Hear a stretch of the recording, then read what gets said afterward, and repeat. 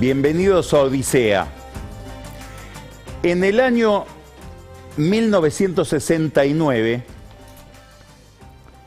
un especialista en administración que estudiaba especialmente las cuestiones de las jerarquías en las organizaciones, especialmente en las empresas, describió o escribió un principio que finalmente llevó su nombre. Él se llamaba Lorenz Peter, el principio de Peter, que señala que toda organización va promoviendo a sus miembros hasta un punto en el que encuentra su mayor grado de incompetencia. Es decir, se va premiando a un agente de esa organización y se lo va elevando hasta ponerlo en una posición, en una jerarquía para la cual ya resulta incompetente. Eso se escribió en el 69, el principio de Peter. 59 años antes, en 1910, en un artículo periodístico, el genial Ortega y Gasset dijo: todos los empleados públicos deberían ser descendidos en un nivel, porque fueron designados y promovidos hasta convertirlos en incompetentes. Había previsto el principio de Peter, como decimos, 59 años antes. Algo de eso está pasando en la Argentina, o pasó, con la promoción que hizo Cristina Kirchner de dos figuras, Alberto Fernández y Axel Kicillof. Lo fue promoviendo hasta encontrar el nivel donde ambos demostraron ser incompetentes. Nunca lo va a decir Cristina Kirchner, pero seguramente ella sabe que está frente a un error que ella misma cometió. Uno más de tantos errores cometidos en la selección de personal, en alguien que evidentemente tiene alguna dificultad para leer seres humanos, para prestarle atención al otro, para entender cómo es el otro. Llama la atención porque en el caso de Axel Kicillof fue su ministro de Economía y estuvo con ella mucho tiempo, y mucho más en el caso de Alberto Fernández, que fue el jefe de gabinete de Néstor Kirchner y de ella por más de 5 años. Claro, ella puede decir: es que no notábamos cómo era Fernández como jefe de gabinete, porque el verdadero jefe de gabinete era Néstor. Hoy tenemos la rareza de dos poderes ejecutivos, el de la nación y el de la provincia, intervenidos. Los dos, Alberto Fernández y Axel Kicillof, reducidos o recluidos en tareas protocolares, en tareas de ceremonial. En el caso del presidente, en una campaña que llama a veces a comentarios jocosos, estallan las redes sociales con comentarios graciosos sobre el tipo de actividades que se ha fijado Alberto Fernández. Los amigos de él pensaban, cuando recibió la intervención de Juan Mansur, rescatarlo elevándolo. Por ejemplo, consiguiéndole, lo dijo en un off the record, pero era obvio que hablaba él, Santiago Cafiero, el canciller, lo admitió cuando dijo: necesito conseguirle una foto con Biden, como si Biden fuera el ratón Mickey. Pero, a diferencia de conseguirle o en sustitución de esa foto con Biden, que todavía no apareció, habrá que ver si aparece cuando ambos se reúnan en la cumbre del G20 en Roma, le encontraron una entrevista con Elegante. Y eso es como una especie de exageración, de caricatura, de la intrascendencia que hoy tiene Alberto Fernández dentro del gobierno. Hay, por parte de Kicillof, además, una intervención de muchos intendentes que lo deja a él más excluido de lo que estaba antes en el poder de la provincia de Buenos Aires. Después vamos a hablar de esto con Joaquín de la Torre, con el que vamos a conversar enseguida. Hay 3 grupos en el gobierno nacional, 3 grupos por lo menos en la gobernación bonaerense. Los originarios del presidente, los que rodean a Alberto Fernández, sus amigos, en general gente del peronismo de la capital federal, los de Cristina, la cámpora, más allá de pequeñas diferencias que puede haber con Cristina Kirchner, la cámpora es Cristina, es un instrumento que ella prácticamente generó para intervenir en el proceso político. Y ahora el peronismo territorial, sea el de Mansur, que no sabemos hasta dónde representa o no algo más que a sí mismo, si es o no un canal de intervención en el gobierno nacional de una liga de gobernadores, o de un peronismo más tradicional que se expresa también en los sindicatos, y los intendentes de la provincia de Buenos Aires, aliados a Máximo Kirchner, pero que tienen su propia lógica territorial. Alguien que entiende muchísimo de política, Enrique Nosiglia, solía decir, refiriéndose a otra escena, no a esta, cuando hay un conflicto entre dos grupos se puede resolver. Un conflicto entre tres grupos ya no tiene solución. Siempre hay uno que queda excluido. Ese tercero excluido es el que genera las crisis. Eso es lo que vamos a ir mirando durante todos estos meses, en el tiempo que queda para que terminen los mandatos, en esta nueva conformación que tiene el oficialismo nacional y el oficialismo provincial. Estos conflictos tienen síntomas, todos los días se emiten significados. El último fue la visita de Cristina Kirchner a la Casa de Gobierno para el lanzamiento de un programa ligado al sector agropecuario que mucha gente de la izquierda del kirchnerismo entendió como una defección, como un desistimiento de una política agropecuaria más ligada a la agresión al campo. Se habló mucho de que Cristina Kirchner se refugió, como ha hecho en otras oportunidades dentro de la Casa Rosada, en el despacho del ministro del Interior, de Guado de Pedro, que es sin duda su hombre en el gobierno. Menos se contó que prácticamente estuvo condenada a refugiarse o a esperar en ese despacho porque aparentemente el presidente no había llegado. Llegó después y esperó a que ella estuviera en la Casa de Gobierno para ostensiblemente no recibirla. No se hablan y en el medio de ambos, con bajísimo perfil, sin saber muy bien dónde ubicarse, sin saber muy bien cómo termina el partido, Sergio Massa, dicen que mediando, como una especie de cartero entre dos sujetos que no se comunican entre sí. Lo llaman ya Il Postino, como aquella película inspirada en Neruda. Todo esto, toda esta nueva estructura, genera nuevas patologías. Por ejemplo, los intendentes que abandonaron sus intendencias para ir a cumplir funciones en el Ejecutivo Provincial, dejan la espalda al descubierto y empieza a haber ruido en sus distritos. No hay que olvidarse que a escala municipal, a escala provincial, a escala nacional, la Argentina es un país caudillesco.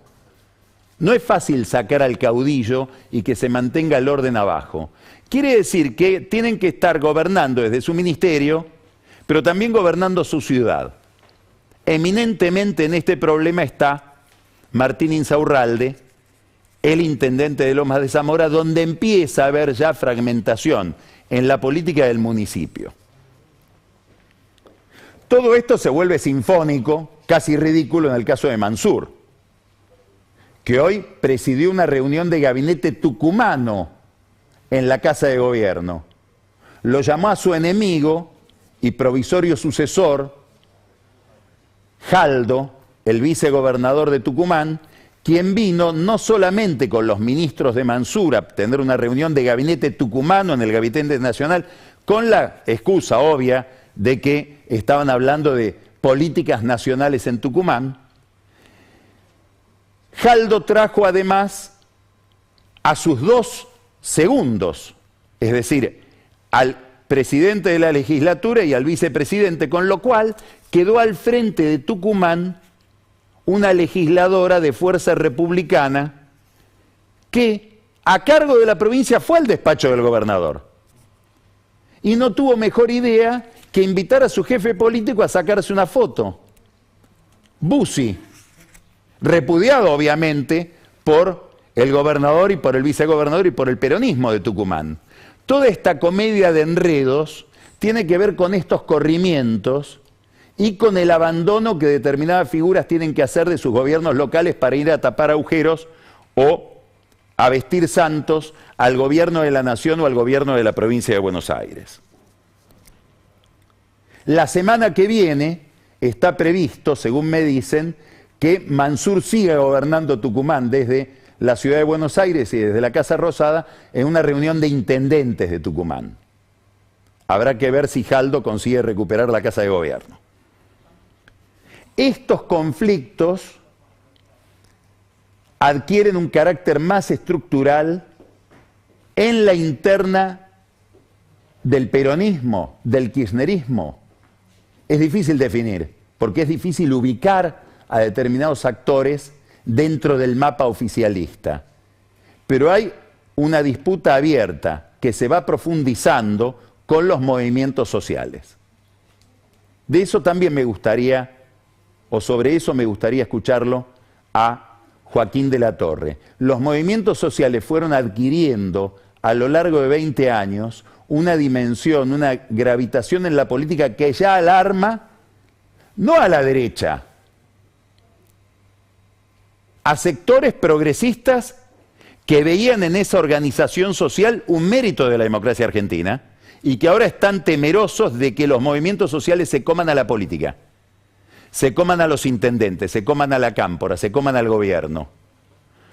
Esta tensión apareció el mismo día en que Cristina Kirchner dejó la Casa de Gobierno y empezó a advertir que los movimientos sociales, en el centro de todos, el Evita, que dirigen Emilio Pérsico y el Chino Navarro, se iban convirtiendo en una especie de kirchnerismo sin Kirchner.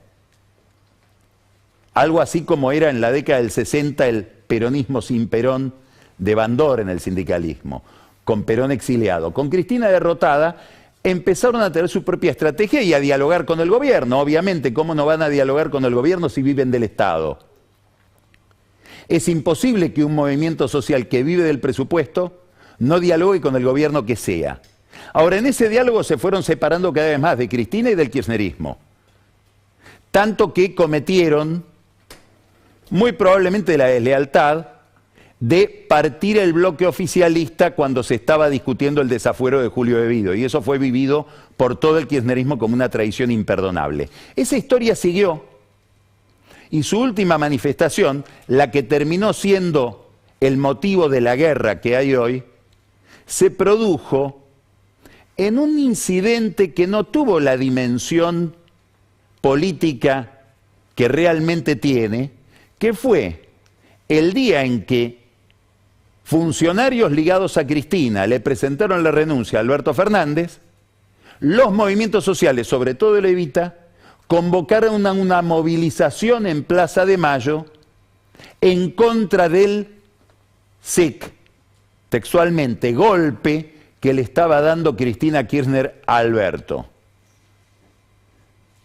Ya se conoció la noticia, felizmente para el oficialismo Alberto Fernández pudo dar de baja esa manifestación.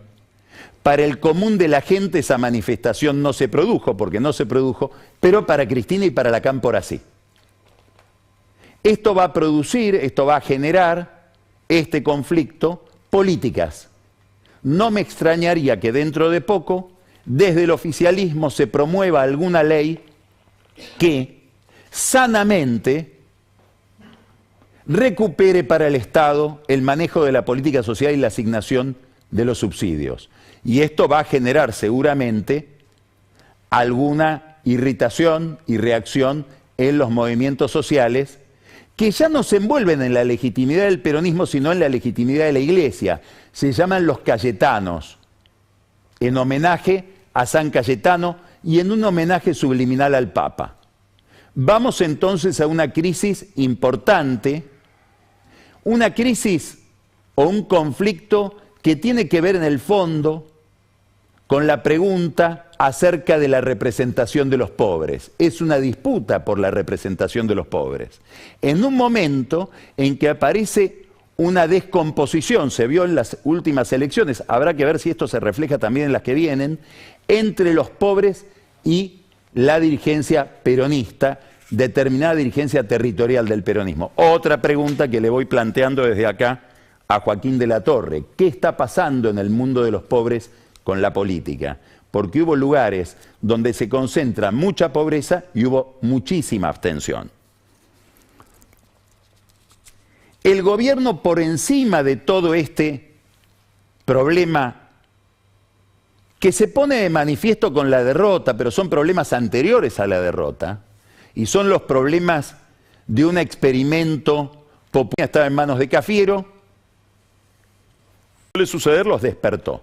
Y han constituido un comando donde está Mansur, donde está De Pedro, donde está Máximo Kirchner, donde funciona también Massa, y lo invitan a veces a las reuniones a Kicillof, pero el que manda ahí es Insaurralde. La pregunta es, ¿cuánto se puede dar vuelta a una elección con logística? Es cierto que hay más que logística. En determinados sectores del gobierno empiezan a resolver determinados problemas, sobre todo demandas sectoriales. Vimos ya, como mencioné recién, la del campo. Ahora se abre una discusión, lo vamos a hablar después con Marcos Buscaglia, es una discusión que aparece mañana, una convocatoria de último momento. La oposición dice que fuera de término a la Cámara de Diputados para tratar una ley que abre varias batallas. Es una ley de etiquetado frontal de los alimentos para ponerle un disco negro a aquellos que tienen determinados endulzantes, dosis de azúcar más allá de las convenientes, etcétera, que desata una interna entre regiones, afecta sobre todo al norte azucarero, justo en el momento en que tienen a un jefe de gabinete de Tucumán en el gobierno, una gran batalla que veremos si se puede dar mañana o no, porque para esto el gobierno tiene que conseguir el quórum en la Cámara de Diputados. Habrá que ver si Massa logra unificar todos los intereses que hay en conflicto detrás de esta ley. Pero lo que quiero decir es que además de construir un aparato logístico, un aparato de campaña, intentan darse de alguna manera una agenda. Y eso puede seguir adelante con alguna iniciativa que viene preparando desde hace varios meses Guado de Pedro, sigilosamente en un trabajo con las provincias para establecer un plan federal de infraestructura. Habrá que ver si llegan a tiempo o no durante la campaña, como para darle algún contenido a lo que parece ser movimientos del sistema nervioso periférico del peronismo. Lo territorial, el reparto de cosas, el reparto de plata. Y eso nos pone frente a una pregunta. Máximo Kirchner, Massa, De Pedro creen que pueden dar vuelta a la elección en la provincia de Buenos Aires sobre todo. La pregunta es, ¿con gasto público se da vuelta a una elección o no hay una correlación perfecta entre el gasto público y la recuperación del gobierno? Y tenemos algunos indicios, es una pregunta muy difícil de contestar. Vamos a mirar un par de cuadros ahora. Esta noche lo hemos tomado como productor de Odisea a Alfonso Pratgay, que ha elaborado y se ven en su cuenta de Twitter varios cuadros ligados a la economía. Este es uno. Hay que entenderlo este gráfico. ¿Qué hizo Pratgay para ver el comportamiento del gasto público? Primero tomó los pesos que representan el gasto a lo largo de mucho tiempo, 10 años, les quitó la inflación para que sean pesos comparables. Y tomó el promedio de gasto de cada mes en los últimos 10 años. Y fue comparando los meses de este año contra ese promedio de los últimos 10 años, sin considerar la inflación, para que sean comparables esos pesos de uno y otro momento. Y miren lo que da. Da que durante los primeros meses del año, el promedio de gasto son 51.000 millones menos que el promedio de los últimos 10 años en cada mes. Y acá se dispara el gasto, y en los últimos meses, junio, julio, agosto, antes de las PASO, ese promedio es de 26.000 millones positivos. Si tomo de punta a punta, estoy entre más de 60.000 millones en el mes de abril, por debajo del promedio, y me voy prácticamente a 50.000 millones. Es decir, son 110.000 millones de aumento del gasto entre abril y las PASO. Y fíjense, en los últimos meses, julio y agosto, Guzmán, como obedece el mandato político, destruye su propio presupuesto y expande el gasto. ¿Qué efectos habrá tenido esto sobre la elección? No lo sabemos, pero no hay una relación lineal, porque si este gasto lo superpongo con la foto, por ejemplo, del cumpleaños de Fabiola Yáñez en Olivos, muy probablemente no rinda lo que tenía que rendir. Vamos a ir ahora comparando ese nivel de gasto a un gráfico de la consultora Seido que toma la confianza en el gobierno. Bueno, entre las PASO y el 30 de septiembre se derrumbó, obviamente, pero venía cayendo la confianza en el gobierno, según esta consultora, a pesar de ese repunte del gasto que vimos en el gráfico anterior. Quiere decir que se puede gastar más y no necesariamente se recupera la imagen. Y eso lo vamos también a ver en imágenes de dirigentes que vamos a ver ahora. Fíjense este gráfico. Quiero mostrarles varias cosas en este gráfico. Es muy interesante. Tenemos imagen de Larreta, de Vidal, de Mauricio Macri, de Alberto Fernández, de Kicillof y de Cristina. Lo primero que tenemos que mirar es el efecto, primero, referido a lo anterior. Esto es la imagen neta, es decir, positiva menos negativa. Lo primero que tenemos que mirar es Alberto Fernández, Kicillof y Cristina, que vienen en una caída totalmente independiente del nivel de gasto al que sometió a la economía y al fisco Guzmán. Es decir, vienen cayendo sistemáticamente desde hace bastante tiempo, por lo menos desde el mes de agosto del 2020, significativamente desde febrero. Acá tenemos las PASO.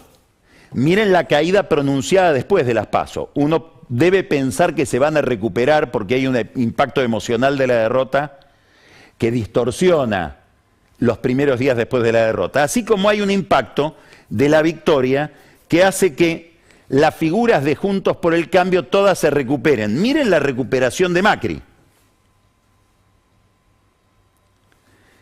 Esa recuperación de Macri,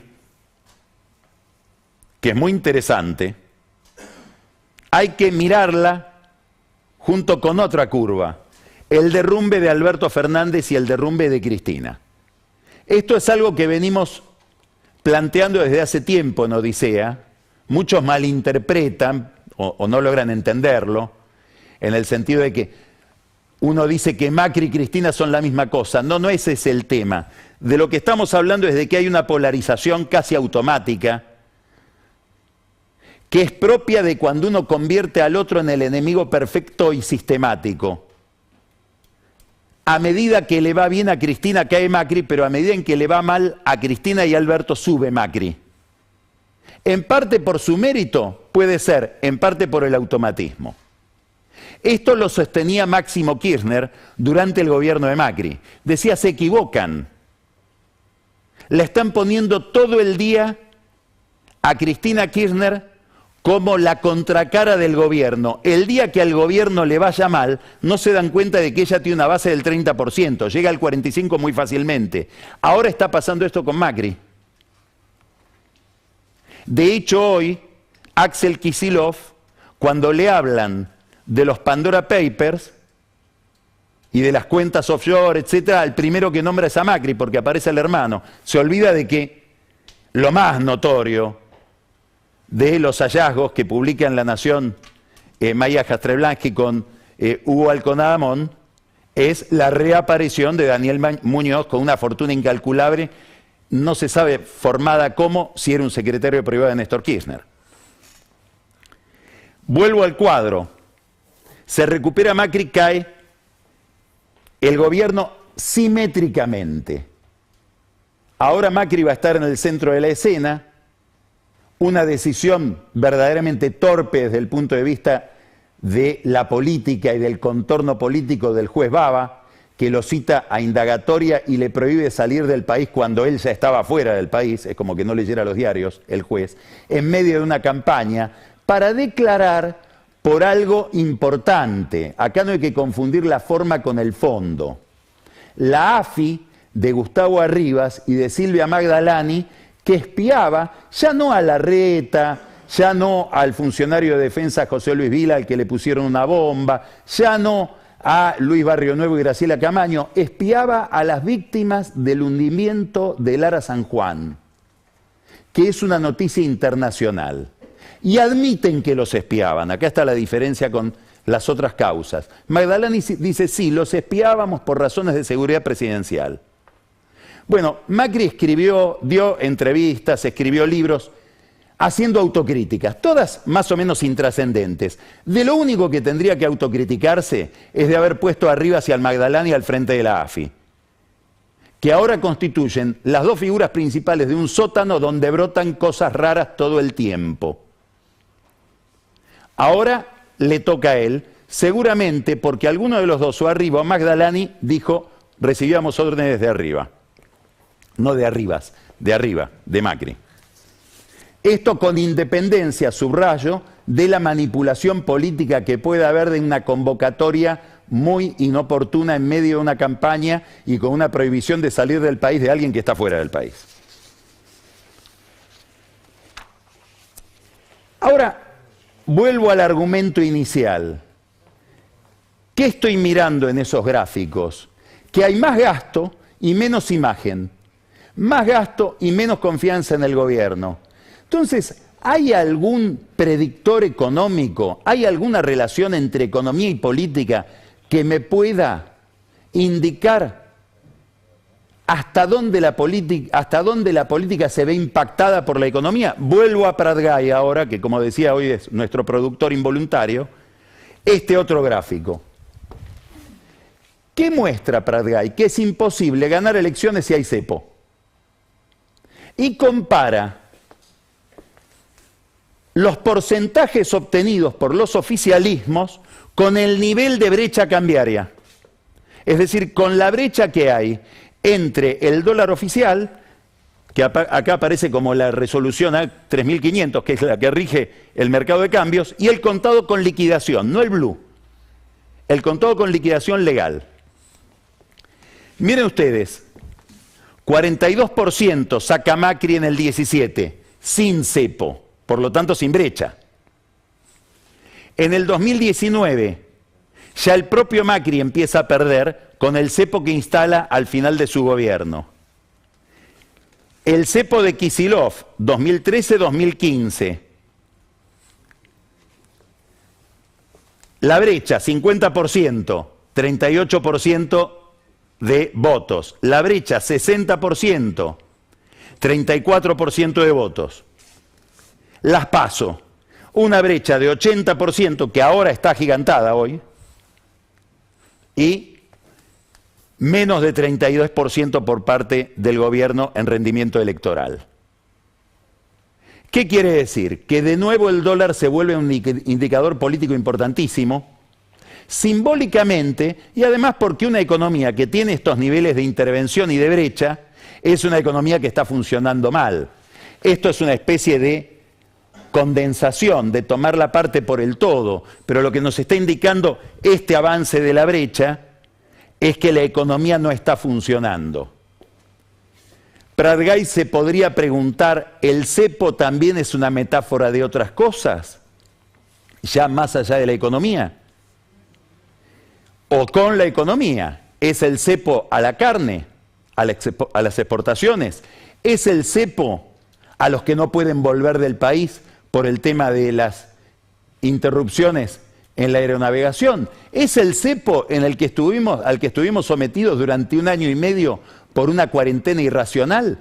¿Qué está diciendo el cepo respecto de la sociedad argentina y qué malestar está manifestando este dato técnico donde Pratgay relaciona niveles de éxito electoral con niveles de brecha cambiaria?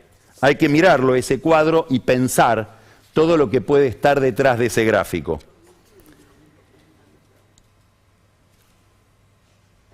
¿El gobierno entiende este problema? Algunos sí, otros no. Les voy a mostrar a uno que sí.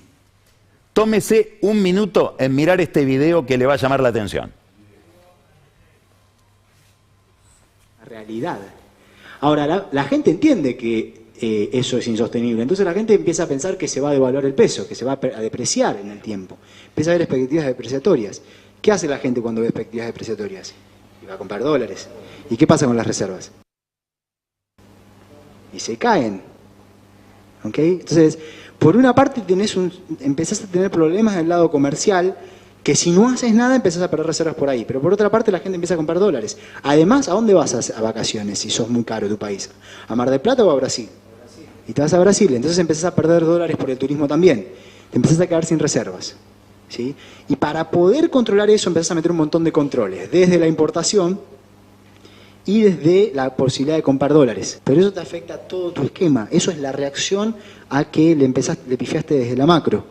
¿Sí? Entonces, y esa es nuestra realidad, gente. Esto es así. No es que no tenemos ningún problema. Tenemos un problema. El tema es cómo salimos de ese problema. Y hay salidas que son muy malas. Este es un video donde el que habla, no sé si lo reconoció, porque tiene más pelo, Martín Guzmán, que explica en este video que en su momento publicó el economista Esteban Domecq, explica en este video lo que está haciendo él y lo explica con una carga negativa, pero nos da a entender que entiende perfectamente que él está al frente de un disparate en materia macroeconómica y que cuando el dólar está quieto, atrasado, y empieza a haber un atraso cambiario por vía de la inflación, se genera, como explica él, una expectativa devaluatoria que hace que aumentan las importaciones, empiezan a ir dólares por ese lado, aumenta además la compra de dólares, porque la gente dice en algún momento el dólar también se va a mover como todos los demás precios, y ahí estás en un problema, dice. ¿Y qué haces? Un disparate, empezás a corregirlo con cada vez más controles. Es maravilloso cómo Guzmán nos puede explicar lo mal que está haciendo Guzmán en este momento. Entonces, habría gente dentro del gobierno, el ministro de Economía entre ellos, que entiende que vamos hacia un conflicto, vamos hacia un trauma. Hay otra gente en el oficialismo que también lo ve. Hubo en Infobae una nota que saca Alejandro Vanoli hoy, fue presidente del Banco Central kirchnerista, donde explica qué cosas debería hacer el gobierno ya, y sobre todo después de la elección, para evitar un trauma cambiario del que habla abiertamente. Vanoli, kirchnerista, está diciendo, cuidado, vamos a chocar si no se hacen determinadas cosas que ahí él sugiere. El propio Guzmán está interesado en arreglar un acuerdo, insiste en el acuerdo con el fondo. Ahora va a viajar en 10 días a la reunión del fondo que se va a realizar en Washington. Y va a encontrar un clima pesado. ¿Por qué? Porque a Cristalina Georgieva no solamente se la está investigando, sino que se produjo un informe de un estudio jurídico, Wilmer Hale, que estudia todas las manipulaciones que pueden haber habido y las intervenciones políticas que ella puede haber tenido cuando era funcionaria del Banco Mundial para beneficiar a China en un programa que ahora se suspendió del Banco Mundial, que se llama Doing Business, bueno, está en la picota Georgieva, tanto que el Tesoro de Estados Unidos ya empieza a hablar de los problemas del fondo. The Economist, que es una revista que pesa muchísimo entre los operadores económicos, financieros, etcétera, le pidió la renuncia a Georgieva. Y si se debilita la directora gerente del Fondo Monetario, va a adquirir más volumen la Secretaría del Tesoro, Estados Unidos, que es el 2 del fondo. ¿Y quién es el responsable en la Secretaría del Tesoro de la relación con el fondo? Un señor que se llama David Lipton. ¿Sabe quién es David Lipton? El que negoció el préstamo que le dieron a Macri. Casi el coautor con Duhovne del programa que rige en la Argentina. Ofendidísimo con el gobierno argentino porque lo han imputado de malversar la política del fondo frente al gobierno de Macri. Es decir, que el gobierno argentino puede estar yendo involuntariamente a una negociación con un fondo más duro.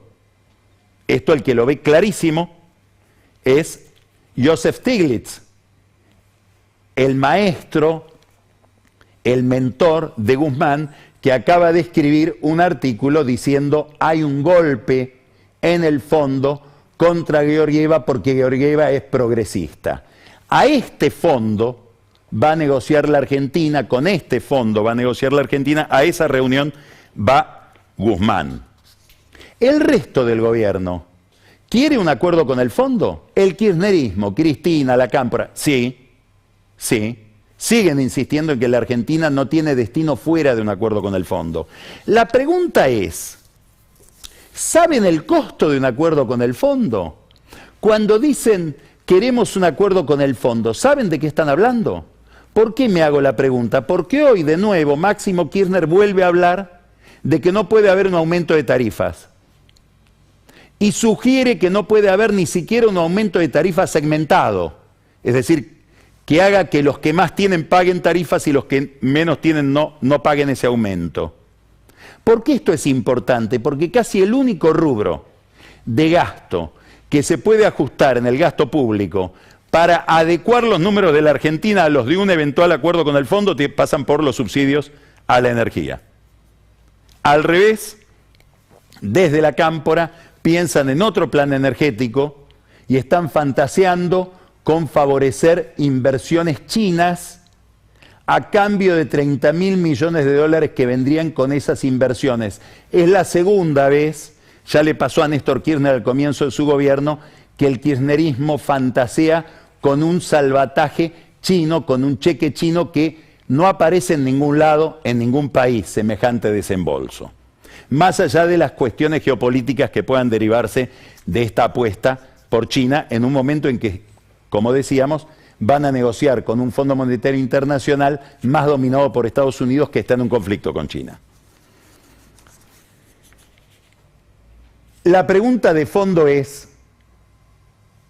¿quieren el acuerdo con el fondo? ¿Quieren un ajuste? Bueno, esta es una gran pregunta para Cristina Kirchner. Cristina Kirchner se puede ver en el espejo de alguien que simpatizaba mucho con ella y con Kicillof en 2015. Alexis Tsipras. ¿Quién es Alexis Tsipras? Era el primer ministro griego en el momento de la gran crisis griega. Negociaba con la Unión Europea, con Bruselas, negociaba con el fondo. Le propusieron un plan de ajuste. Lo sometió a un plebiscito. La gente dijo no. Y él, a pesar de que la gente dijo no, dijo sí. Implementó un programa más duro, inclusive, que el que se había plebiscitado. ¿Qué le pasó? Perdió las elecciones y le terminó dando el gobierno a la derecha. ¿Puede el titular de un movimiento de izquierda distribucionista, populista, ponerse al frente de un ajuste ortodoxo? Esta es la pregunta de fondo que se debe estar haciendo Cristina Kirchner. El problema de Cristina es que ya no está sola como única referente del peronismo. Ahora está Mansur, que puede expresar a gobernadores, y apareció la CGT, que va a ser un movimiento, una movilización, desde el gobierno le piden que no la haga, insisten en hacerla, el 11 de noviembre, en nombre de la producción, del trabajo y de esta palabra, desarrollo, dicho de otra manera, en nombre de la inversión. No me extrañaría que después de las elecciones los sindicalistas se junten con los empresarios nuevamente a tratar de sugerirle a Alberto Fernández una hoja de ruta distinta de una eventual ruptura con el fondo. Mañana mismo va a haber una reunión importante en la Cámara Argentina de la Construcción. Empieza a las 9 de la mañana. Va a estar Alberto Fernández al final, pero lo importante es la primera mesa. Ahí va a estar Mansur, ahí va a estar Horacio Rodríguez Larreta y ahí va a estar Gerardo Martínez, figura clave de la CGT, que va a hablar aparentemente, por lo que trasciende en el sindicalismo, de la necesidad de una concertación política. Eso significa más que un acuerdo con el fondo. Significa armar un núcleo político alrededor de un acuerdo con el fondo. ¿Cristina se va a someter a eso? ¿Se va a someter a ese ajuste? ¿Máximo Kirchner lo va a asimilar? Y si no lo asimilan, ¿qué destino tiene? Voy a nombrar algo que olvidamos en el tiempo. Unidad Ciudadana, el partido de Cristina que forma parte del Frente de Todos. Son signos de interrogación que aparecen por encima de la campaña, que aparecen después de la elección, que aparecen a pesar del proselitismo y de la logística del voto. En el Malva hay una muestra, lo mencionamos la vez pasada a raíz de la visita de Julio Sanguinetti, una gran muestra sobre Rafael Barradas, magnífico pintor oriental uruguayo. Se llama El hombre flecha.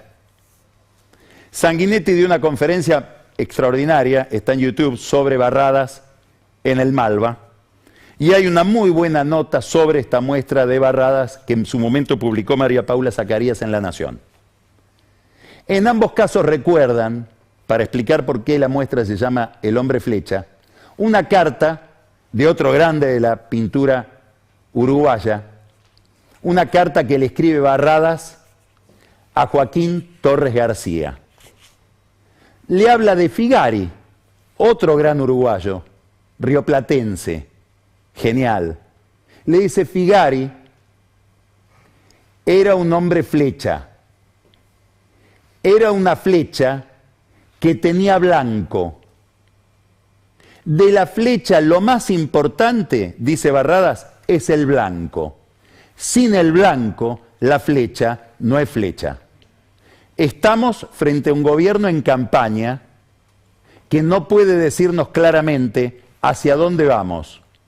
Estamos ante una flecha sin blanco. De Joaquín Torres García a Joaquín de la Torre. Empezamos Odisea.